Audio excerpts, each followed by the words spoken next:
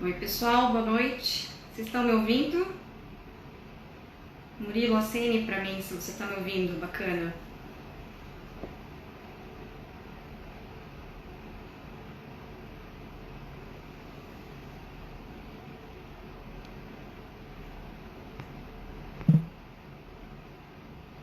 Boa noite.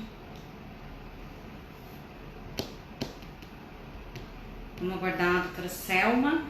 Logo ela entra aí pra gente iniciar a nossa live.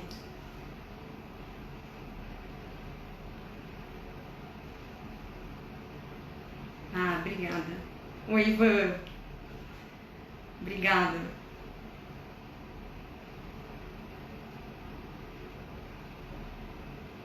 Boa noite, Fabíola. Boa noite, pessoal. Obrigada por vocês estarem entrando na live para prestigiar a doutora Selma. Tenho certeza que vocês vão gostar do tema.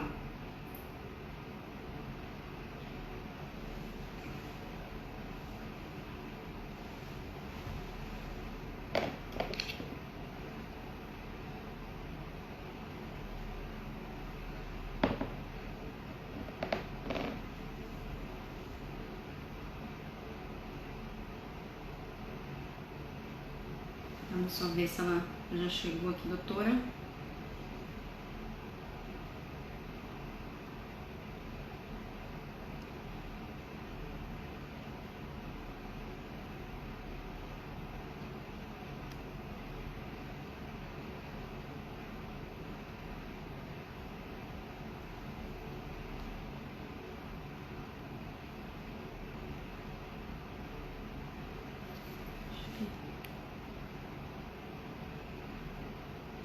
Ela tá...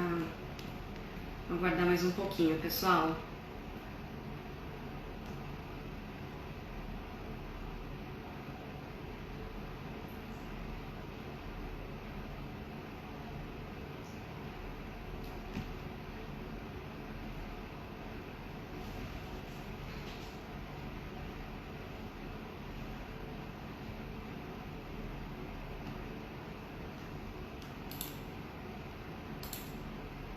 Esperar a doutora Selma. Ah, a doutora Selma entrou.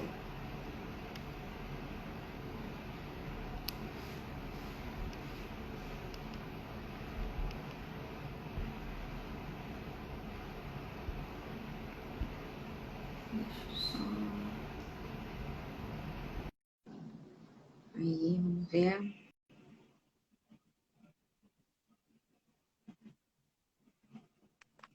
Boa noite, querida. Boa noite a todos. Como vão? Como é que Doutora você Selma. está, doutora? Doutora Selma, boa noite. Seja bem-vinda aqui ao canal da OAB Sorocaba. Boa noite. É um prazer estar aqui. Um enorme prazer estar com vocês. Contem sempre comigo. Com Espero que a gente conosco consiga também. compartilhar hoje bastante conhecimento sobre esse tema tão importante nesse momento atual. É verdade. Bom, pessoal, só para vocês terem ideia, hoje a gente estava conversando com a doutora Selma. Acho que a gente ficou umas 2 horas no telefone e não deu para esgotar o tema ainda, né, doutora? Não, esse tema a gente consegue falar horas e horas, É, meses. É muita coisa para falar, é verdade.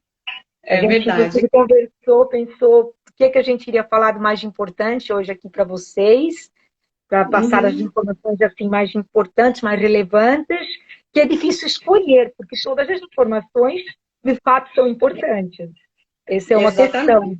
E é muita informação e é um tema muito importante hoje para todas as É, e meninas. um tema muito gostoso também, né? E eu vi aqui que Maravilhoso. teve um advogado, uma advogada, acho que Tatiane, disse que a doutora é fera, eu sou suspeita, porque eu sou fã da doutora também, que é uma das referências na área. Então é um prazer mesmo tê-la aqui conosco. Mas, pessoal, vamos começar então. Hoje a gente vai dar início aqui ao nosso projeto, que chama Live com Elas. E o objetivo desse projeto, a nossa proposta, é fomentar aí lives com mulheres, com profissionais que são referências hoje no nosso cenário jurídico.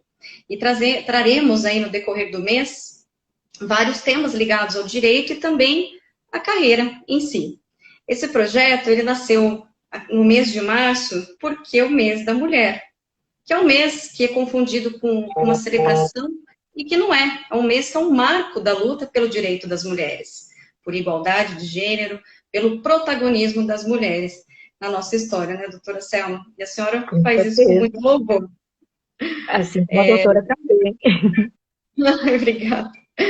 Bom, sendo assim, gente, a gente vai inaugurar, né, com essa mulher brilhante que eu sou fã, que é a doutora Selma Carlotto, que ela é autora de diversas obras de lei geral de proteção de dados, com enfoque nas relações de trabalho e compliance trabalhista. Ela é professora convidada de pós-graduação e MBA da FGV, é pesquisadora da USP, da Lei Geral de Proteção de Dados. A doutora Selma, ela escreveu 2 livros que eu preciso citar aqui, que eles são referências hoje no país, que é Compliance Trabalhista. Mostra aí a capa pra gente aí, doutora, por favor. É o Compliance Trabalhista, ampliada e atualizada, e a Lei Geral de Proteção de Dados com enfoque nas relações trabalhistas, que são publicados pela LPR. Aliás, né, tá no forno um novo livro que ela vai publicar em breve, que chama Manual Prático sobre LGPD, isso, né, doutora? Isso, E exatamente. prometendo ser uma das obras mais completas sobre essa temática que vão existir aqui no nosso cenário hoje. Também E a aí gente também, tem uma, não interrompendo, que a gente estava falando aqui do futuro, vai vir também uma LGPD comentada que a gente está escrevendo, eu junto com outros pesquisadores da USP, também vai vir outro livro de compliance trabalhista, efetividade de direitos humanos, todos estão aí para vir até metade do ano. muito bacana, doutora. Avisa a gente aí para a gente adquirir. E é isso, doutora. Eu agradeço novamente por a senhora estar aqui hoje conosco, por compartilhar os seus conhecimentos. Reitero que é uma honra tê-la aqui conosco. Quero fazer referência aqui ao nosso presidente que entrou agora, o Márcio Leme, que está aqui acompanhando também. E passo a palavra para a doutora fazer seus cumprimentos iniciais. Bom, boa noite a todos. É um imenso prazer estar aqui com vocês, compartilhando conhecimento nesse tema que é tão importante. Espero poder ajudar, em parte, aqui, a Advocacia do Brasil, as empresas, passando o conhecimento que eu tenho, como pesquiso já há alguns anos desse tema, né, de LGPD. Na verdade, eu já venho pesquisando esse tema tem mais de 10 anos, porque inicialmente eu iniciei minha pesquisa com base na GDPR, aliás, antes até da GDPR, na verdade, com base na Diretiva 95/46, porque na União Europeia, inclusive, já estamos na terceira fase de legislação vinculante, já tinha até antes a Convenção 108, no âmbito do Conselho da Europa, a qual alguns países aqui da América do Sul, inclusive, aderiram, o Brasil não, infelizmente, mas outros países aderiram a essa Convenção 108, aí veio a diretiva em 1995 na União Europeia e agora a GDPR, que veio substituindo, revogou e substituiu a diretiva e se aplica automaticamente, de forma vinculante a todos os outros países da União Europeia. E no Brasil, finalmente, a gente tem agora a LGPD em vigor. Doutora, aproveitando até o ensejo, né, a senhora citou a respeito da União Europeia, da legislação que já existe lá, a gente sabe que houve aí, após anos de estudo, né, uma pressão internacional muito forte, especialmente por países integrantes da União Europeia, né, os quais o Brasil tem relação comercial, para a criação de uma lei que tratasse, que protegesse os dados, né, e a gente estava bem carente nesse aspecto. E muito embora as sanções da lei elas sejam aplicadas apenas em 2020, a gente sabe que ela já está em vigor aí já faz um tempinho e as empresas precisam, não só as empresas, mas todos aqueles que vão tratar efetivamente os dados, eles precisam se adequar à legislação. Especialmente porque não é de hoje, né, que a gente se depara aí com um vazamento de dados. Eu acho que um dos casos que eu gosto bastante, inclusive fica uma dica para todo mundo que gosta da temática, assistir aquele documentário que chama Privacidade Hackeada. Ele traz aí, que acho que em 2014, se não me engano, né, houve um vazamento muito sério de dados. E o Facebook e o Google, eles foram condenados em bilhões de reais, né? Porque eles venderam os dados de 50 milhões de usuários para uma empresa chamada Cambridge Analytica. E essa empresa utilizou esses dados sem o conhecimento das pessoas para, de certa forma, manipulá-los para a campanha política do Trump. Então, ela mapeava o perfil daquelas pessoas e pegava ali os indecisos e começava a enchê-los assim, de campanha política, propagandas direcionadas, né, com as preferências deles, e em detrimento também ao oponente, que na época era Hillary Clinton. Então, assim, o que eu queria saber da doutora? A doutora concorda que o Brasil, ele está bastante atrasado com relação a essa aplicação da LGPD, com a criação da LGPD? O que a senhora pensa a respeito? Concordo plenamente. A questão é que, na verdade, o Brasil é um dos últimos países da América do Sul, para terem uma ideia, a ter uma lei geral de proteção de dados. A Argentina já tinha lei de proteção de dados no ano de 2000. Inclusive, com base na diretiva, agora já tem um projeto de lei para se atualizar aquilo que traz a GDPR e, inclusive, a própria autoridade lá da União Europeia, que foi criada pela Diretiva 95/46, ela emitiu uma guideline para a Argentina sobre a solidez ali na questão de proteção de dados, dizendo que a Argentina já estava adequada às normas da União Europeia, e não só a Argentina, outros países, que na verdade, que aderiram, que têm leis já mais antigas, aqui inclusive na América do Sul. Temos países que aderiram à Convenção 100, que o Brasil, infelizmente, não aderiu. E aí passou a ter essa pressão, inclusive, da União Europeia, até porque eles não podiam transferir dados de titulares lá da União Europeia para um país que não tivesse um mesmo nível de solidez de proteção de dados do que tem lá na União Europeia, porque poderia causar lesão aos seus titulares. E para a gente evitar esses incidentes, até questões ali de práticas internacionais comercial, descrédito do nosso país, precisamos de acelerar a aprovação da LGPD. Inclusive, foi uma lei que teve uma vacatio legis um pouquinho extensa, acabou atrapalhando um pouquinho também a questão da Covid-19. Inicialmente, ela tinha uma previsão de vigência em fevereiro de 2020, acabou sendo adiada essa vigência por uma medida provisória, 869, convertida na Lei 13.853, para agosto de 2020. A dali também vieram vários projetos de lei, novamente, para adiar a vigência da LGPD, e o PL 1179, ele acabou adiando as sanções administrativas para agora, agosto de 2021. Mas não adiou a LGPD propriamente dita. Aí tinha uma medida provisória, que na verdade ela era sobre a operacionalização do benefício emergencial, não tinha por escopo tratar a LGPD, e ela também trazia o adiamento para 3 de maio da Lei Geral de Proteção de Dados, mas as sanções já estavam adiadas. Ele era um artigo de uma medida provisória com outro objetivo, outro escopo, outra finalidade, e acabou que no Senado, como eles já não tiveram interesse de votar esse adiamento, quando foi o PL 1179, caiu esse dispositivo e a LGPD, como muitos não esperavam, entrou em vigor. E a partir dali a gente já tem uma judicialização. É um erro muito grande das empresas. Hoje eu já escutei, inclusive, empresas falando a gente tem que estar adequado até agosto de 2021. Mas não é assim. Porque, de fato, a judicialização já existe. A gente já tem ações individuais, ações coletivas e cumpridos alvos.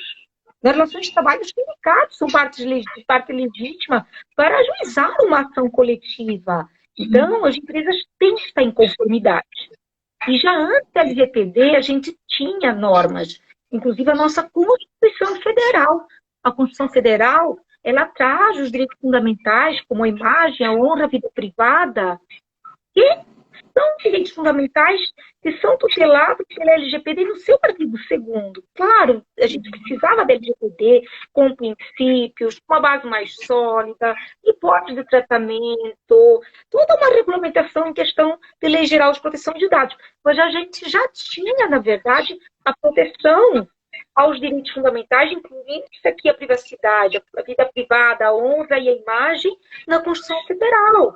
Eu gosto até de exemplificar um caso que ocorreu antes da LGPD entrar em vigor, da Copasa, em que houve um incidente porque um vazamento de um atestado, porque o atestado de saúde tem que estar restrito a quem vai efetivamente, deve efetivamente tratá-lo.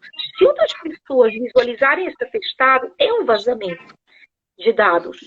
Então, a gente já tinha base para um pleito com base na Constituição Federal, pedindo ali uma reparação civil, dano moral e material, que é o que é trazido pela LGPD, quando a gente está falando de ações individuais, coletivas, eu dando principalmente moral, e ali está ajudando moral e material, e fora isso, as ações que logo virão da Autoridade Nacional de Proteção de Dados. Fora, no caso das relações de consumo, PROCON, que está muito ativo em questão de Lei Geral de Proteção de Dados, já aplicando sanções. Já desde 2018, a gente teve o caso da Drogaria Araújo, em Minas Gerais, e que sofreu a sanção do PROCON lá de Minas Gerais. E o PROCON está muito ativo, dando destaque ao PROCON, inclusive, de São Paulo, e não é só a Autoridade Nacional de Proteção de Dados que vai aplicar as sanções. Então, é um fato muito importante, porque as empresas estão sempre querendo adiar tudo para depois. Eu escuto a empresa falando, ainda temos pela frente mais 4 meses para fazer agir a conformidade, 4, 5 meses. Não. O processo é longo, isso é um erro. É um dos erros que a gente estava discutindo, muitos erros que eu vou falar aqui para vocês, que é isso que eu quero passar para vocês, que existem na conformidade na Lei Geral de Proteção de Dados. Não vou ainda falar, só para vocês ficarem aqui curiosos, mas o maior erro é quando uma empresa liga no escritório da advocacia e fala, doutor, eu queria fazer a adequação da LGPD, o doutor poderia incluir cláusulas no meu contrato de Lei Geral de Proteção de Dados? Esse é o maior erro. Mas já a gente vai falar sobre isso. Não vou adiantar esse tema. Só para vocês ficarem assim, é muito importante. E, inclusive, na União Europeia, a Price, por erro na própria adequação, a empresa que faz consultoria em GDPR, acabou sofrendo uma sanção. Isso é prejuízo de imagem. Então, eu quero passar para vocês como, de fato, é a regulação. Inclusive, é prejuízo de imagem, não só para o tratamento em si, mas como para a empresa também, porque hoje esses vazamentos, até o Dr. Fábio, que é tesoureiro aqui da nossa subseção também, um abraço, Fábio, ele até falou aqui que houve um vazamento da Latam, né, por parte dos clientes que usavam o programa de fidelidade. A gente teve aí um recente da STF também, acho que teve um do tribunal, eu não me lembro agora qual tribunal federal que teve. Então, assim, o Facebook mesmo, além dele ter sido condenado em bilhões de reais, né, por conta desse vazamento de dados, ele também perdeu o valor. De 5 bilhões naquele caso ali da Cambridge Analytica. E ele perdeu bilhões. E ele perdeu também até um valor equivalente, assim, razoável na bolsa, né? As ações despencaram na época. Então, a Cambridge acabou aí assumindo a culpa de tudo, até, né? Acho que por conta de deixar aí o Google, o Facebook até mais livres nesse sentido. Mas, professora, sabe o que eu queria saber também? A questão de como se dá a aplicabilidade da LGPD. Poderia explicar um pouquinho para a gente também? Bom, na prática, na verdade, quando você vai fazer uma regulação, como eu falei, são várias fases. E a gente não vai começar, que esse é o grande erro, como eu havia falado para vocês, pela inclusão de cláusulas em contrato. Eu, inclusive, no manual que estou criando, eu como uma DPO, a gente está escrevendo um manual prático, a gente dividiu em 7 fases. Começando primeiro com, na verdade, a escolha das partes interessadas, de um comitê de proteção de dados dentro da empresa, que vai incluir, quando a gente está falando de tratamento de dados nas relações de trabalho, obrigatoriamente o RH. Vai, na verdade, esse comitê ser composto por pessoas-chave de cada área, no grupo jurídico, segurança da informação, porque a LGPD é multidisciplinar. Vai se definir quem são os stakeholders, também o DPO encarregado, que é o elo de comunicação tanto com os titulares como com a Autoridade Nacional de Proteção de Dados. Se existir um vazamento, ele vai fazer a comunicação, vai auxiliar no relatório de impacto à proteção de dados, no IPD, ele vai auxiliar em passar informações para os colaboradores, na cultura, na difusão da cultura de lei geral de proteção de dados. Também ele vai receber reclamações dos titulares. Então, assim, a gente ali vai definir a parte, vamos dizer, do pessoal inicialmente nessa primeira fase, que vai compor essa adequação na empresa. As figuras-chave da adequação e que vão passar inicialmente por um treinamento interessante para todos terem uma noção do que é LGPD, quais são os princípios da Lei Geral de Proteção de Dados, quais são as bases legais, porque é importante eles terem esse conhecimento para conseguirem realmente fazer a adequação na empresa. Após definidas as pessoas que vão compor um comitê, quem é o DPO, os stakeholders dentro da empresa, ali a gente vai passar para o mapeamento de dados, o data mapping e o inventário de dados, que na verdade é a fase mais longa, porque é ali que a gente vai identificar todos os fluxos que a gente tem de dados, o caminho que o dado está percorrendo, onde estão os dados, para a gente chegar para a próxima fase, que vai ser a adequação de processos, inclusive com eliminação de dados tratados de forma excessiva, porque a empresa tratar dados desnecessários é tão grave quanto um vazamento, quanto um incidente. Realmente é muito grave, porque a LGPD traz dentro dos seus princípios o da necessidade. E a gente tem que estar sempre minimizando fluxos. Então, tudo que for excessivo, a gente vai ter que descartar. Inclusive, quando a gente fala com relação ao trabalho, que eu foco aqui desta live, a gente vai fazer um checklist no processo seletivo para verificar realmente quais são os dados que deverão ser tratados no processo seletivo. Porque aquilo que é excessivo, que não for importante para uma vaga, para avaliar a aptidão de uma vaga, vai ser uma desconformidade com a LGPD. Muitas vezes tem tratamentos discriminatórios ali nas questões que são praticadas durante o processo seletivo e a ofensa LGPD. Porque quando a gente está falando de dados potencial discriminatórios, esses dados são dados pessoais sensíveis. E tendo dados pessoais sensíveis, o risco é muito maior de lesão ao titular. Então, a empresa vai ter que checar ali todos os dados, todas as perguntas que vão ser feitas para os candidatos, o tempo todo, só está tratando, desde o processo seletivo até durante a execução do contrato, extensão, dados que realmente, efetivamente, sejam necessários. Então, a gente vai adequar processos e ainda já com o mapeamento de dados, com o inventário de dados, depois vamos para a fase documental. E na fase aí documental, para vocês verem que não é a primeira coisa incluir, na verdade, cláusulas de contrato, não tem jamais como serem incluídas cláusulas de contrato sem haver um mapeamento de dados, inventário de dados anterior.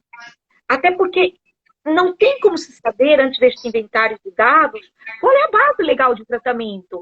Se é um consentimento, se é a execução de um contrato, se é o legítimo interesse, se é uma obrigação legal regulatória. Não vamos ter consentimento, por exemplo, do empregado para transferir dados para o social, que foi o caso da Pfizer, que tratou todos os fluxos ali de empregados com base no consentimento. Só temos consentimento. Então, esse é um erro grande. Não tem como o empregado dizer não se a empresa solicitar para ele um dado que está ali dentro da volumetria gigantesca de dados solicitados no manual da social. Não existe opção de dizer não, porque a empresa tem que enviar.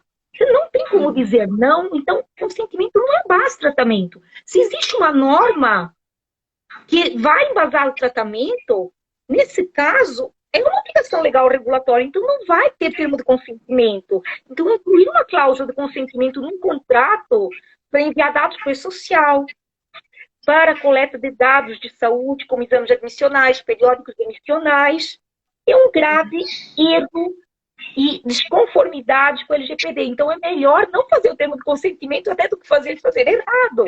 Então, entenderam a situação? Primeiramente, vamos levantar quais são os fluxos. Vamos adequar os processos, descartar tudo que é excessivo. Depois disso, de verificar, inclusive, a natureza dos dados, as bases de tratamento, aí sim vamos ver o que vai ser incluído em contrato. Contrato, muitas vezes estamos incluindo ali uma cláusula, mas é para dar transparência. Igual que uma política de privacidade, que a gente dá transparência dos processos que ocorrem na empresa, no site da empresa. Então, é importantíssima a transparência, é um dos princípios basilares da LGPD, junto ao da finalidade e necessidade. Eu falo que os princípios mais importantes, todos são importantes, mas os mais importantes são finalidade, necessidade, transparência e a segurança da informação. E um dos princípios basilares é o da transparência. Então, vamos dar transparência aos fluxos. Então, às vezes, essa cláusula não é um termo de consentimento, não é para a pessoa concordar ou não, é simplesmente para informar o que a empresa está fazendo com os dados, porque não foi colocado no site da empresa. É uma forma de dar transparência. Nos termos de consentimento, quando for, depois eu vou exemplificar situações, quando falarmos das bases legais, em que de fato seria, por exemplo, consentimento, mas não nestes fluxos que a norma nos traz, que são obrigatórios. Estes eu indico que se façam, inclusive, à parte e de forma granular. Não dentro do contrato. Por exemplo, o benefício do plano de saúde. O colaborador pode optar por nem aderir ao plano de saúde, porque o esposo tem um plano de saúde melhor. Então, eu acho que é melhor tudo que ter um consentimento. Quando a empresa resolve fazer uma campanha de marketing e vai usar os dados dos empregados, que aquilo pode dizer sim, eu aceito, não aceito, sem ter qualquer consequência negativa, a empresa poderá fazer um termo de consentimento, porque ele vai falar, quero participar, não quero. Se não quiser, nada acontece. Aí que é o termo de consentimento. Então, assim, a empresa tem que ter muito cuidado nessas questões. Já a parte documental é muito importante. Mas primeiro fazemos o quê? O mapeamento, o inventário de dados. Com o inventário, a gente vai ter a base para fazer o quê? O ROPA, que é o Registro de Atividades da Empresa, que inclusive na GDPR está ali tudo no artigo 30. Na verdade, são os mesmos tópicos já tem para uma política de privacidade, que a política de privacidade vai ser no site. A gente vai colocar ali o quê? A forma de coleta, que dados foram coletados, como é o processamento, o propósito do processamento, os princípios aplicados ali, aplicáveis na empresa, com base aqui no Brasil, na LGPD, na União Europeia, na GDPR, é que a nossa lei se inspira muito na GDPR, e ali traz aquele rol de tudo que precisa ter no ROPA, no artigo 30 da GDPR. Vamos colocar se existe eventualmente uma transferência internacional de dados, os direitos do titular. Tudo isso a gente vai colocar tanto no ROPA como numa política de privacidade. E no final, quando é uma política de privacidade no site, inclusive, quem é o DPO para eventual, na verdade, reclamação de um titular, entrar em contato com o DPO. É obrigatório. Agora, o ROPA já é algo mais amplo, porque o registro geral das atividades. Os tópicos são os mesmos, mas também vamos usar ali o inventário de dados como base para elaborá-lo, só que ele vai ser de todos os fluxos da empresa. Possivelmente, a autoridade nacional vai dispensar, agora se encerraram as consultas para as empresas menores, esse ROPA de empresas de pequeno porte, microempresas, startups, e a gente está esperando agora uma resposta final, que se encerraram ali as pesquisas, o prazo, para dar sugestões para a Autoridade Nacional de Proteção de Dados, que vai regulamentar o que vai ser diferente para essas empresas menores. Agora, pensar, ideal, de qualquer forma, ter a política de privacidade, o RIPD, que é o relatório de impacto da proteção de dados também, que é outro documento importante, que inclusive vai ser o documento que vai ser usado como dosimetria pela própria Autoridade Nacional de Proteção de Dados para avaliar uma eventual sanção, o nível de conformidade da empresa. E ele pode ser solicitado não apenas pela Autoridade Nacional de Proteção de Dados, como pelo Ministério Público. Inclusive, teve uma ação em que o Ministério Público, a título de exemplo, do Distrito Federal, pediu para a Vivo o relatório de impacto da proteção de dados, como a Vivo não tinha, entrou com uma ação, ajuizou uma ação coletiva contra a Vivo. Só que, na época, nem a LGPD estava em vigor, e a ação acabou sendo julgada improcedente. Mas, a partir de agora, a figura foi criada, será regulamentado pela Autoridade Nacional de Proteção de Dados, e tanto a Autoridade Nacional de Proteção de Dados poderá solicitar o relatório de impacto da proteção de dados, o RIPD, que é muito importante como ferramenta de compliance, como o Ministério Público. Então, é um documento que vocês precisam, de fato, elaborar na empresa, principalmente se a gente tem dados pessoais sensíveis, quando há risco nos tratamentos. E o que a gente já tem da União Europeia, que lá, inclusive, sempre que a gente tem os tratamentos de dados de empregados, como existe um desequilíbrio de poder, que está na Guideline 248, sempre acaba sendo necessário o relatório de impacto da proteção de dados, que eu coloquei exatamente no capítulo, que eu fiz um capítulo bem longo, porque é muito importante o relatório de impacto. Eu tenho um capítulo de quase 20 páginas do meu livro só sobre o relatório de impacto da proteção de dados. É mais importante o RIPD do que os termos de consentimento, do que as cláusulas de contrato. E os clientes pedem só para a gente redigir as cláusulas, né? Daí acho que já está tudo certo. Então, e esse é o erro que temos que desmitificar. A gente precisa saber quais são os processos, os fluxos dentro da empresa, para conseguir realmente identificar que cláusulas vão ser colocadas ali nos contratos. O que de fato, que não são muitos fluxos, vai precisar de termos de consentimento e para elaborar o RIPD, que vai ser importante a empresa ter esse RIPD, fazer uma revisão semestral, anual, dentro da empresa. Como eu falei, na questão trabalhista já tem ali um precedente, temos uma guideline da União Europeia que fala que precisa sempre, porque a gente realmente tem um desequilíbrio de poder neste tipo de relação, uma assimetria de poder, decorrente da própria subordinação, de um lado, poder de direção do outro lado, e é o item até 7, que está ali dentro das situações em que se identifica alto risco na União Europeia para a necessidade de elaboração do RIPD. E o RIPD é importante porque você vai colocar ali quando existe necessidade, avaliar a necessidade, quais são os tratos que estão sendo tratados, propósito do processamento, e você vai identificar o risco, o nível do risco e as medidas que a empresa vai adotar para eliminar esse risco. Então, ali é um instrumento que vai ser utilizado para demonstrar, quando solicitado, tanto para a NPD como para o Ministério Público, que as empresas têm conformidade. Inclusive, quando a gente fala da auditoria com terceiros, que até eu coloco como última fase, até numa nota colocando como última fase, mas, na verdade, ela não é a última, porque ela vai ser concomitante, porque concomitantemente temos que fazer o quê?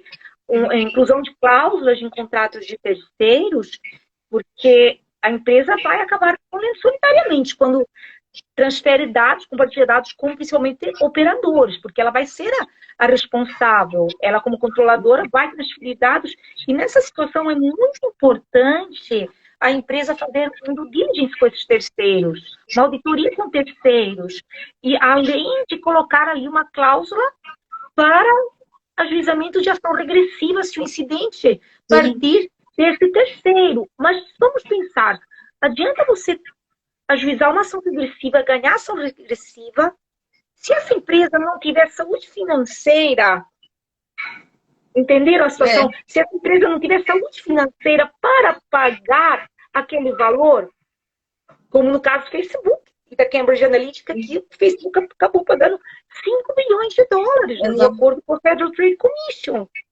E aqui a gente tem essa questão, às vezes uma empresa maior, a gente vê isso quando fala de relações de trabalho na terceirização. Às vezes uma empresa maior, por falta de uma fiscalização, há uma quarteirização, não fiscalizou, e ela se beneficiou de um trabalho escravo, por exemplo. Então, nessa situação, ela se responsabiliza. E é o que vai acontecer com a LGPD. Então, além da inclusão de cláusulas também de contratos de terceiros, é importante fazer uma auditoria nos sistemas da empresa, verificar se essa empresa também tem os documentos indispensáveis, uma política de privacidade no seu site, se tem um RIPD, que o relatório de impacto realmente, sempre que temos dados pessoais sensíveis, e aqui nosso tema é relações de trabalho, a gente sempre tem dados pessoais sensíveis. Exato. Até nesse aspecto, né, que eu ia até perguntar, com relação a essa questão do tratamento em si. A doutora falou que tem a questão do inventário, que a empresa ela precisa fazer aí um checklist, né, de todos os dados que ela tem, inclusive aqueles que são mais vulneráveis e tudo mais.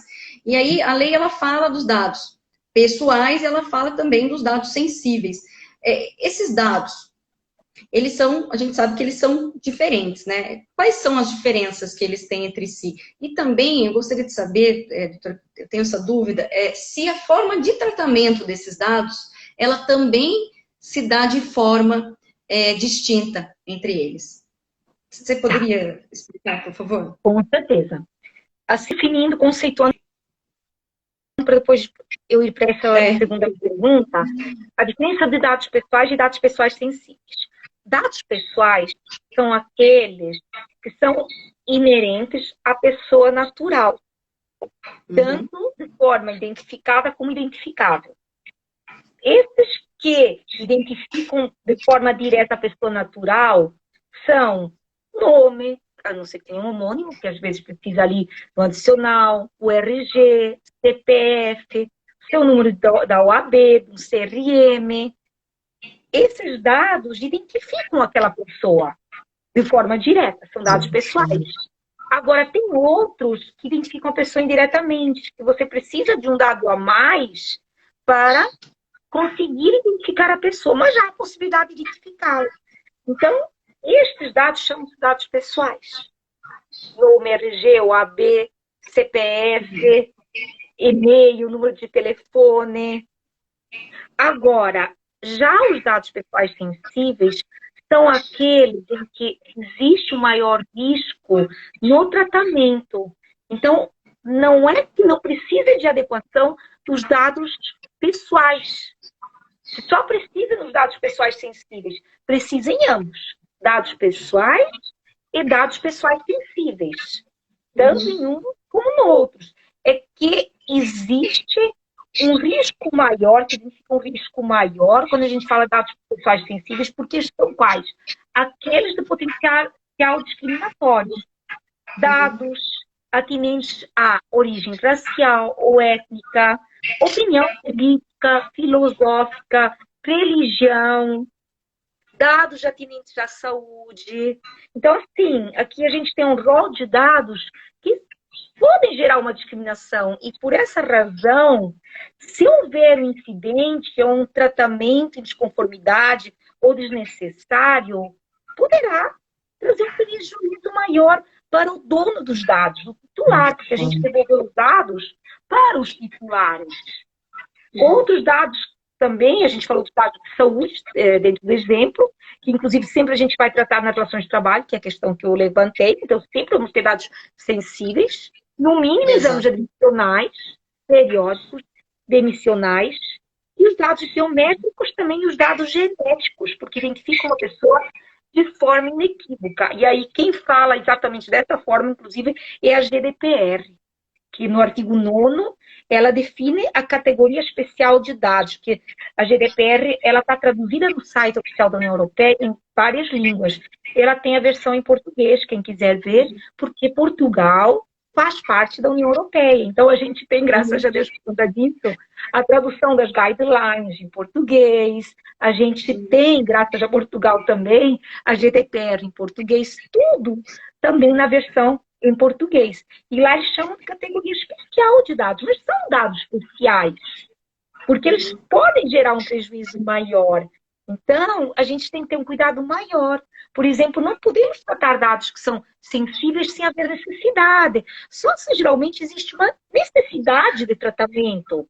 Se a gente estiver tratando dados sensíveis sem necessidade, ainda mais quando a gente está falando de dados que podem gerar uma discriminação, a gente está ofendendo a LGPD não apenas no conceito ali do artigo 5º, que traz os conceitos de dado pessoal sensível, como em princípios, como da necessidade, princípio da não discriminação, que é um dos princípios basilares da LGPD, da não discriminação para fins ilícitos ou em prejuízo do titular. Sim. Se for com base... Princípios sindicais, eu vi de sindicais, que princípios constitucionais também, inclusive, né? Sim, com certeza. Porque a LGPD ela veio para proteger o quê? Os direitos fundamentais do titular e as liberdades fundamentais. dando-se destaque à privacidade, mas não apenas. Então, a gente está falando de direitos fundamentais. A própria LGPD, ela traz já, repete alguns dos princípios fundamentais que estão na Constituição Federal. E a proteção de dados, ela já é na União Europeia um direito fundamental, existe uma PEC para ser elevado ao status de direito fundamental, a 17 de 2019, aqui também no Brasil, incluindo ali no artigo 5º, inciso 12, onde já traz também a inviolabilidade do sigilo de dados como um direito fundamental. Inclusive, foi um dos incisos destacados no julgamento que a gente já teve no STF, que já está em cultura de proteção de dados, quando daquela ação, daquela DIN, que foi oposta em face da medida provisória 954 sobre o compartilhamento de dados das empresas de telefonia com o IBGE. Então, assim, são direitos fundamentais que a gente está aqui falando, que estamos protegendo. Então, é muito importante. E vamos somar sempre ainda, então, portanto, a Constituição Federal. E ainda tem vários dispositivos nesse sentido, para vocês verem a importância aqui do princípio da não discriminação, que se destaca, eu falo mais, do que em outros ramos do direito, nas relações do trabalho. Por exemplo, quando estamos falando do tratamento automatizado, existe, infelizmente, uma tendência do algoritmo a potencializar quando existe uma discriminação, porque são cargas de dados objetivas que foram ali colocados no software, naquele algoritmo, e se existia já uma discriminação, isso acaba sendo potencializado, que é o que aconteceu, por exemplo, na inteligência artificial que foi criada pela Amazon, que discriminava a palavra feminino. Porque já havia ali um histórico, na verdade, de discriminação anterior. E eles tiveram que abandonar o projeto desse algoritmo para escolha de currículos de candidatos. Agora, recentemente, ocorreu o mesmo com o Google, também discriminando currículos de mulheres, de candidatas mulheres. E no Brasil temos também um artigo, que é o artigo 20, que nos traz, inclusive, essa questão da discriminação algorítmica, em tratamento automatizado, e que é muito relevante nas relações de trabalho. Nas relações de trabalho, infelizmente, a gente tem muita prática discriminatória. E esses tratamentos discriminatórios vão defender a LGBT. Exato. Não é só agora a Constituição Federal, é a LGPD também. Eu até vi aqui o comentário da Eliana, minha amiga. Eliana, um beijo para você. Que ela fala aqui da filiação sindical, né? Que foi definido também como um dado sensível para a LGPD. Tá lá no a gente tinha citado até a questão dos antecedentes criminais, a existência de processos trabalhistas. Então, aí tem uma vasta gama, né, de dados que são sensíveis.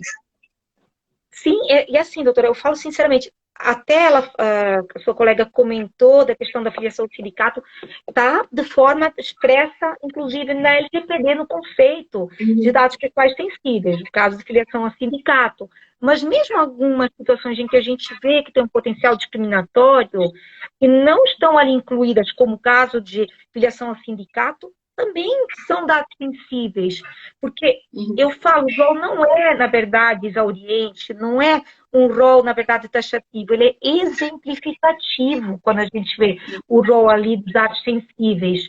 Então, todos aqueles que possam vir a gerar um prejuízo, uma discriminação ao titular, eles poderão ser incluídos, isso até eu destaco na minha obra, como dados pessoais sensíveis. Eles são considerados dados pessoais sensíveis. E aqui, em continuação, até no seu questionamento, da questão da discriminação, também nos processos seletivos, também é outra questão de fato. Inclusive, tem um artigo da LGPD, que é o artigo 21, que fala que não poderá ser utilizado em prejuízo do titular, não poderão ser utilizados em prejuízo do titular aqueles que foram publicados para o exercício regulado no direito. É o artigo 21, eu estava falando do 20, a questão do tratamento automatizado, de aí vem o artigo 21. Então, não é porque é divulgado um processo trabalhista que a empresa poderá fazer a pesquisa e depois utilizar essa pesquisa para fins discriminatórios, porque também haverá ofensa à LGPD. E aí, ao artigo 6º, inciso 9º, que é o da princípio da não discriminação, combinado ainda com o artigo 21. Na questão do tratamento automatizado era o artigo 20. Agora, dentro dos direitos do titular, que estão ali no capítulo que vai do 17 ao 22, temos a questão daqueles dados que foram publicados para o exercício regular de um direito.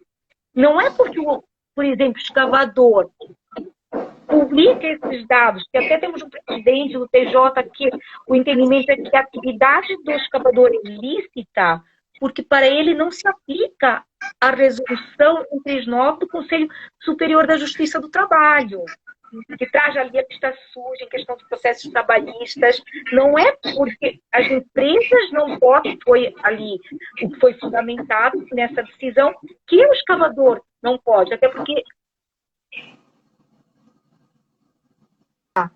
Então, nessa situação...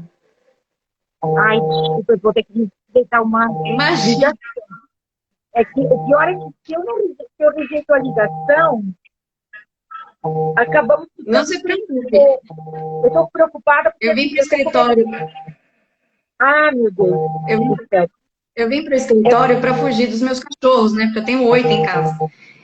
E não, aí, furei a quarentena e vim para cá hoje. E aí tem alguém martelando aqui em cima. Então não tem problema. É que eu não posso rejeitar a ligação, sabe por quê? Porque eu já tenho experiência, eu vou ficar sem som. Ah, então tá bom. Não, mas já passou. Não se preocupe. Não, mas já aconteceu. Eu acho que eu vou sair e entrar um minutinho. É rapidinho, senão eu fiquei...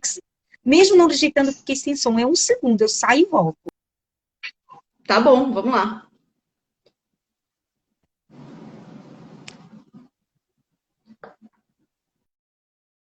Vamos ver aqui.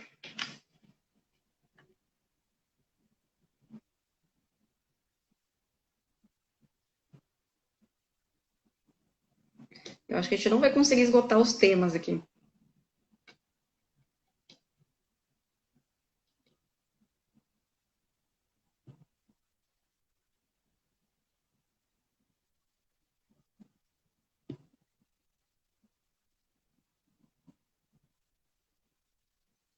Obrigada, Adriana. Vamos lá. Acho que você tem que pedir para participar aqui, professora.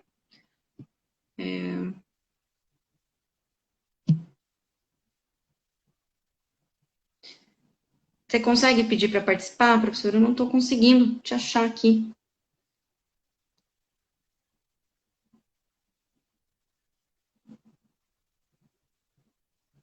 Acho que aqui. Consegui. Depois de uma certa idade, a gente não consegue mexer algumas coisas assim práticas do Instagram, né? Vamos lá. Será que foi? Ixi.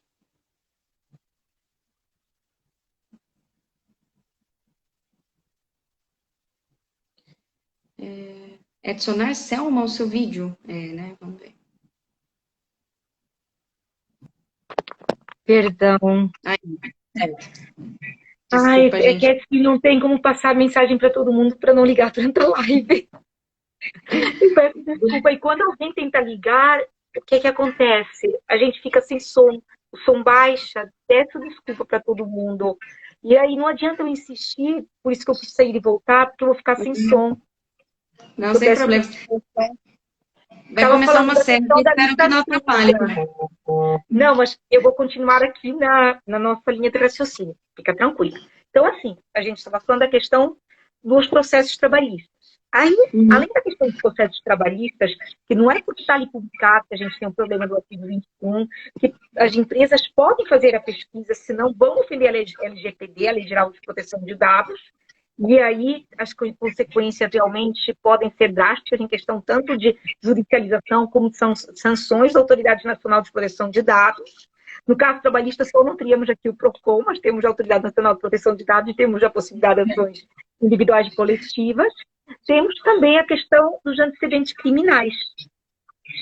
falando aqui dos background checks, né, a questão do princípio da não discriminação, também pedir antecedentes criminais, tem países em que é possível, como nos Estados Unidos, mas por isso até teve uma quebra dali da União Europeia com os Estados Unidos em questão de privacidade, dos acordos que eles tinham, porque realmente na União Europeia a lei é muito mais sólida e a nossa do Brasil, ela na verdade se inspirou na lei da União Europeia. Então, não é só porque se pede consentimento, como nos Estados Unidos, que você pode fazer realmente uma pesquisa. Então, no Brasil, a questão dos antecedentes criminais, quando pode, aquilo que já foi avaliado, eu falo que já foi ali avaliado o princípio da proporcionalidade pelo próprio Tribunal Superior do Trabalho, que seriam situações de transporte de carga, empregados que trabalham com entorpecentes, armas de fogo, por exemplo, um vigilante, o que está previsto na própria lei do vigilante, é possível ter antecedentes criminais, que aí é complicado, você contrata um vigilante para trabalhar num condomínio, a pessoa já matou 30, então pode fazer ali a pesquisa de antecedentes criminais, entorpecentes, armas de fogo, perfuro cortante, ainda agora o TST, ele decidiu recentemente na possibilidade de pedir, de solicitar antecedentes criminais para pessoas que trabalhavam na confecção de sapatos, porque tanto em contato com cola de sapateiro como com perfuro cortante, e o risco então ali é alto. Quando a gente tem pessoas que cuidam de vulneráveis, crianças, idosos, incapazes, muitas vezes deficiente, também é possível pedir os antecedentes criminais, até porque criança, principalmente um bebê, não fala e pode haver maldade por parte das pessoas que estão cuidando desses incapazes. E a quarta situação é quando temos o acesso a informações sigilosas. Nessa quarta situação de acesso a informações sigilosas, seria, por exemplo, bancário. O TST já decidiu que também é possível fazer a pesquisa de antecedentes criminais para operadores de telemarketing, até porque nessa situação a gente tem a necessidade da privacidade, a proteção de dados. Então, aqui já houve essa ponderação no incidente em RR de abril de 2017 pelo Tribunal Superior do Trabalho. Então, é possível. É possível. A terceira é possível. A terceira pesquisa que a gente tem é aos órgãos de proteção ao crédito. Nesta situação da pesquisa aos órgãos de proteção ao crédito, não é possível.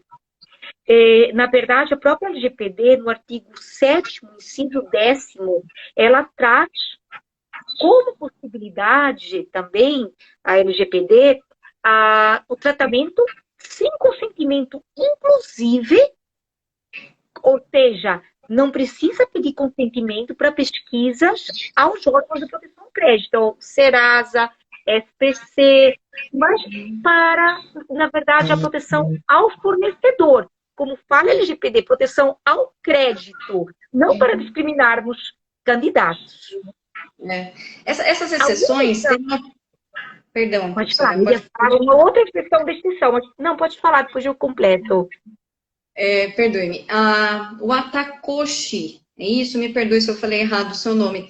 Ele perguntou se cozinheiro que utiliza facas, ele pode fazer a pesquisa de antecedentes. E me veio uma questão. Essas exceções, elas têm que ter previsão legal? Na verdade, não. Na verdade, o que é que vai ser analisada? A necessidade para finalidade. Aqui é uma ponderação, né, de princípios que a gente tem, né? A gente vai se usar do princípio aqui da proporcionalidade. E é algo que, na verdade, a gente já tem ali fixado em tese em um incidente do TST. Inclusive, no caso de facas, não temos ali, de forma específica, a questão do cozinheiro, mas se a gente for ver alguém que trabalha com facas, a gente poderia equiparar aqui um risco à questão dos perfuro cortantes. A gente não tem uma decisão nesse sentido, mas é uma defesa que existe numa situação como essa, inclusive para a solicitação de acidentes criminais, porque existe um risco maior ali de um acidente, porque as pessoas trabalham com facas. Então, assim, o que a gente já tem, que é recente, a questão do sapateiro, por exemplo, que é uma decisão nova do TST, porque ele trabalha com perfuro cortante. Se você for ver uma faca, inclusive essas facas de cozinha, elas são muito perigosas, é diferente daquela faca que você está comendo ali no restaurante, a faca que é utilizada pelo cozinheiro. Então, existe um risco maior, e às vezes é um cozinheiro que já acabou atacando o outro. Então, assim, são defesas que podem ser construídas, novas, que podem vir a... Não tem nada nesse sentido, mas que podem ser construídas utilizando a tese do que aconteceu com o telemarketing, que no início, na verdade, se aplicava a tese para bancários, e o PSDB acabou acatando, que também se aplica para operadores de telemarketing. Outra situação... Pode falar. Oi, perdão. Não, é que eu queria falar uma questão muito importante aqui na não discriminação, que eu acho que é interessante, porque a gente está falando exatamente da questão do princípio da não discriminação nos tratamentos das relações de trabalho. E algo que é importante é sempre observar realmente, de fato, a finalidade. Por que está tendo tratamento? Por exemplo, se a gente está fazendo um processo seletivo só para deficientes, para reabilitados. A empresa, ela tem que preencher uma cota. E nessa situação, muitas vezes, ela faz um processo seletivo específico, porque precisa preencher a cota de deficientes, onde existe uma cota para proteger um grupo historicamente discriminado. Então, nessa situação, eu falei do checklist, que a gente não deve solicitar dados sensíveis a não ser que haja necessidade. Então, nesta situação, não existe uma necessidade. A finalidade, na verdade, é para você proteger aquele deficiente, que, na verdade, tem um histórico de discriminação e, por essa razão, existe ali uma lei, que é a Lei da Previdência, que nos traz uma cota para o deficiente. Então, nesta situação, uma discriminação positiva, é uma ação afirmativa. Então, não ofenderia a LGPD você fazer um processo seletivo só para deficientes. Que é o que aconteceu, por exemplo, com a Magalu, que fez um processo seletivo só para negros, onde existe uma discriminação. Então, o tratamento aqui foi lícito, porque foi para preencher o grupo. É igual que se a gente falar, vamos fazer um processo seletivo só para homens. Vamos ter ali um risco da empresa, de fato, estar discriminando as mulheres.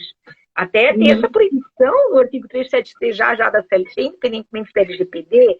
Agora, se a gente está falando de um processo seletivo, por exemplo, só para mulheres grávidas, a empresa resolve, para beneficiar gestantes que sofrem discriminação, fazer um processo seletivo só para mulheres grávidas. Ou para mulheres negras grávidas. Aqui colocando 3 grupos que sofrem discriminação. Nessa situação, o tratamento seria ilícito? Não. Porque a gente está fazendo o quê? Uma discriminação reversa. Exato. São, como você disse, né? Ações afirmativas. Exatamente. Com base nas ações afirmativas. Exatamente. E a professora, a gente fala do titular, né? A gente está com 2 minutos para terminar a nossa live. Com dor no coração, porque eu queria muito falar um pouco a respeito da política de privacidade, do termo de consentimento. Será que dá tempo? Do relatório de impacto? Dá tempo? Será rapidamente? Acho que não, né? Dá. Eu falo rapidinho, um minuto. Como eu falei já um pouco na fase documental, né? Depois da preocupação de processos, bom, política de privacidade, ela, na verdade, deverá ser colocada no site para dar transparência para os usuários do site de como são tratados os dados. Ali você vai colocar desde a coleta, forma de coleta, quais são os dados que são tratados na empresa, como esses dados são tratados, com quem são compartilhados, direitos do titular ou dos titulares, princípios que a empresa ali utiliza, principalmente da necessidade, finalidade, nos tratamentos de dados que ela realiza, se há uma eventual transferência internacional de dados, e direitos do titular e, por fim, não esquecer do nome do DPO, porque a política de privacidade ela é para dar transparência, você dá ciência que recebeu a política de privacidade, que você leu a política de privacidade, que não é um termo de consentimento, é totalmente diferente de um termo de consentimento. O termo de consentimento vai ser o quê? Um termo com um parágrafo, 2, com cláusulas destacadas, onde você demonstra a finalidade daquele tratamento e a necessidade do tratamento para o titular. Como, por exemplo, dando um exemplo aqui, você resolve fazer uma filmagem para um comercial da sua televisão. Aí você prepara os termos do consentimento, o empregado que quiser participar do fundo da filmagem vai dar consentimento para participar dessa filmagem. Aquele que não quiser, não vai dar consentimento, não vai ter qualquer consequência negativa. Então, é totalmente diferente uma política de privacidade de um termo de consentimento. O ROPA, que é o registro de atividades também, com base no inventário de dados, e o RIPD, como eu falei, que é a melhor ferramenta que vocês, e mais importante, vocês têm que ter, tudo é importante, mas vocês precisam ter sempre que há necessidade, inclusive quando a gente tem tratamento de dados sensíveis, porque vai ser utilizada como dosimetria para realmente ser aplicada ou deixar de ser aplicada uma sanção, para averiguar o nível de adequação. E não só a sua empresa deve ter, como, inclusive, quando vocês forem transferir dados para outras empresas, compartilhar dados com outras empresas, principalmente quando é operadores, que a empresa controladora será responsável, é importante fazer essa auditoria. Não apenas incluir cláusula em contrato, aquilo que eu falei não é o mais importante, inclusão de cláusulas em contratos. Verificar os sistemas da empresa, além de, claro, a cláusula em questão de ação regressiva, caso o incidente ele venha dessa empresa qual você compartilhou dados do seu banco de dados, não que os dados sejam seus, que os dados são dos titulares, que é exatamente o escopo da LGPD, devolver os dados para os seus titulares, mas para realmente houver incidente, um tratamento desnecessário, uma falha de segurança que partiu do operador, você, no final, se pagar, entrar com uma ação regressiva. Mas para que isso não ocorra e você não ficar com a conta, vamos fazer o quê? A checagem no sistema dos terceiros, verificar se eles têm uma política de privacidade, quando há necessidade, se eles têm o RIPD sempre que é necessário para aqueles fluxos em que há necessidade. Então, vamos verificar se essa empresa também fez todo o seu processo de adequação. É indispensável. E a cultura que você vai implementar ali de LGPD dentro da sua empresa, como eu falei, os treinamentos são importantes inicialmente para os interessados, quem participa do comitê, os stakeholders, mas no final a gente, com toda essa parte já pronta, tanto o mapeamento, inventário, adequação de processos, com toda a parte documental, um código de conduta, com cláusulas da LGPD, com o seu ROPA, quando houver necessidade, que é o registro das atividades de tratamento, a política de privacidade, a inclusão das cláusulas de contrato, os termos de consentimento, passar toda essa cultura para todos, desde a recepcionista ao motorista, todos, não apenas para a alta administração, porque todos têm que estar na empresa em cultura de proteção de dados. Às vezes, uma recepcionista que recebe um currículo de um candidato, eu gostaria de falar sobre o tema, que eu prefiro que nem receba currículo, mas não vai dar muito tempo, eu acho, para não ser confortável. É melhor você ter ali, fazer o checklist no seu site, como se fossem casinhas por vaga, ou então você, se for e-mails físicos, ter várias fichas de processo seletivo por vaga que você tem ali dentro da sua empresa, porque dessa forma você sabe o que você está perguntando. Você não vai tratar desnecessariamente dados sensíveis.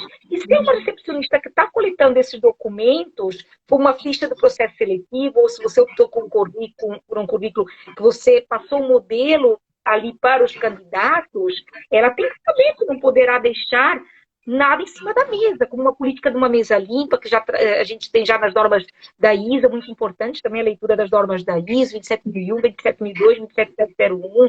Então, assim, que são práticas de segurança da informação, que é um dos princípios basilares também, quando a gente está falando de proteção de dados.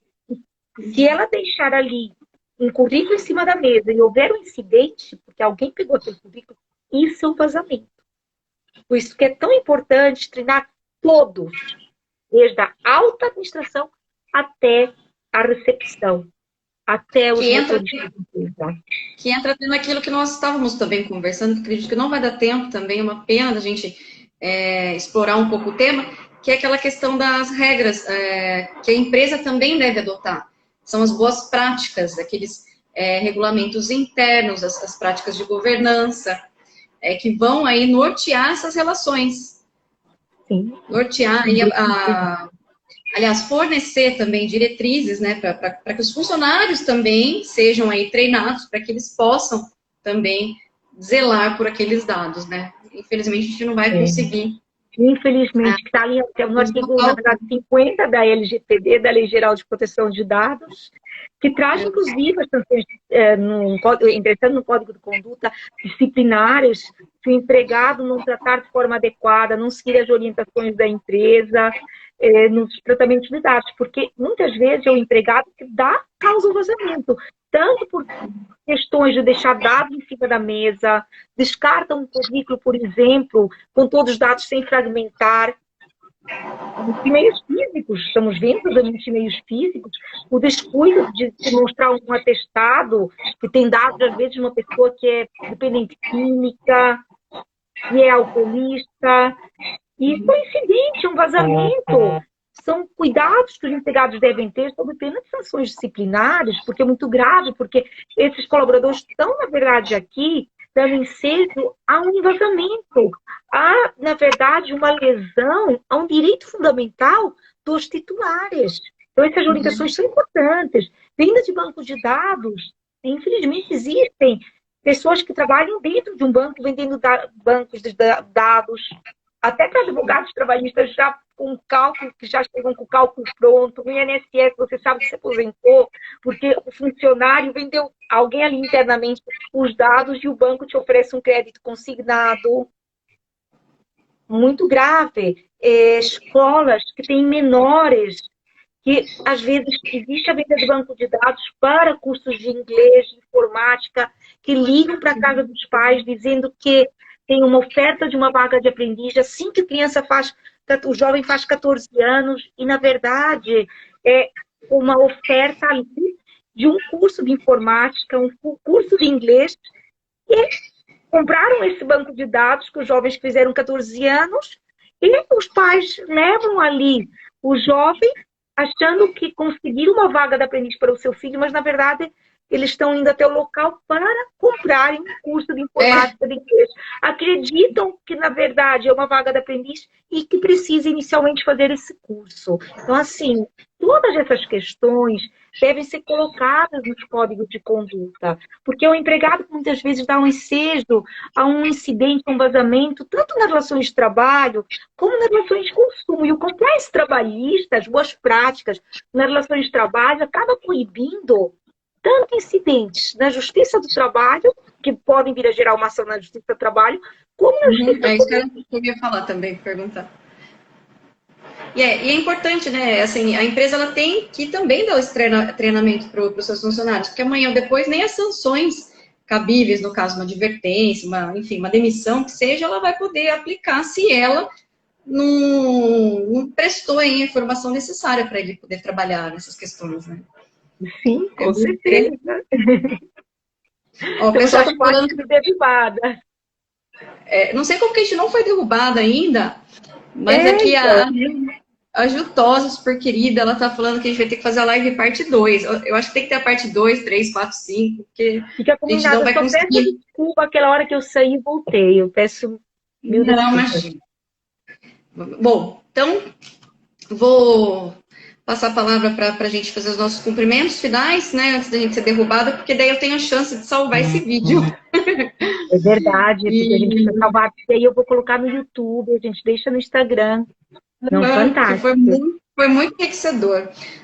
Professora Selma, mais uma vez, estou muito feliz mesmo de ter compartilhado aí essa live com você, foi uma grande honra para mim.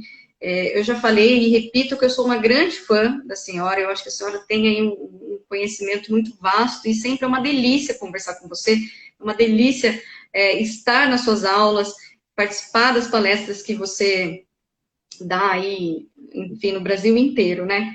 Então, agradeço muito. A palestra, né,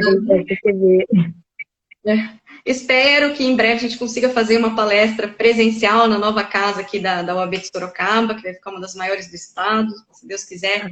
Bom, ele vai querer, a gente vai poder fazer presencialmente. Então, vou passar para a doutora para fazer seus agradecimentos finais. Quero agradecer só o pessoal que esteve presente com a gente. Muito obrigada pela presença de todos. Se cuidem, por favor, se cuidem para a gente poder estar aí se confraternizando num futuro próximo, se Deus quiser. Um beijo para todos. Bom, eu também só tenho a agradecer a todos que estão aqui com a gente, que nos assistiram até esse momento. Contem sempre comigo, com lives, palestras, obras desse tema da LGPD, compliance trabalhista, entre outros temas, em palestras. Estou à disposição de vocês. E obrigada para a doutora, parabéns também pelo evento, pela iniciativa. E se cuidem. Esse Muito momento obrigada. é muito delicado, para todo mundo estar íntegro, né, com saúde nesse momento tão delicado. Com certeza. E vamos aí torcer para a gente conseguir viabilizar um curso a respeito da LGPD nas relações trabalhistas, aí que vai ser muito importante para a gente poder aplicar na nossa realidade, né, como advogado também, que isso é algo que a gente vai ter que implantar, inclusive, no nosso escritório, né? Então vai ser muito importante e bacana a gente fazer esse curso. Usar como exemplo, né, como modelo. É verdade. Mas é isso, gente. Obrigada, um beijo grande para vocês. Doutora Samu, muito obrigada de novo. Obrigada de coração. Obrigada Um pelo beijo. convite também. Tchau, tchau. Tchau.